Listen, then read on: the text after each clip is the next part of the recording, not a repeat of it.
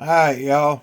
On these 80 series meters, 83, 85, 87, 3, 87, 5, whatever it is. Sometimes you get these things. I buy them all secondhand and use. This particular one, all the rubber was gone for the seal. So I wrapped it in this Super 33 Plus tape. It's a good tape. It's the best tape. It's not waterproof. This isn't waterproof. This seal around here is only for dust. That will do that in spades. And this is an excellent meter. It just don't have that. 2004 model. Said the computer chip inside. So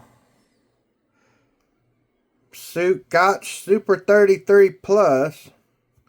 Don't use super cheap electrical tape because this will put up with the temperatures in your van or your garage or your, whatever you're doing. And the way you wrap it, start out on one side or the other. Wrap it twice and end like I did at the bottom, because when you put it in its holster, that's the place that's not going to mess with it at all. So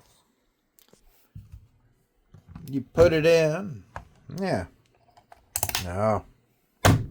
This one is in the wrong housing. It's in an 87B housing. And it's in one that has no tilt bell, which makes it the perfect garage meter. But, yeah, this one's gonna be great.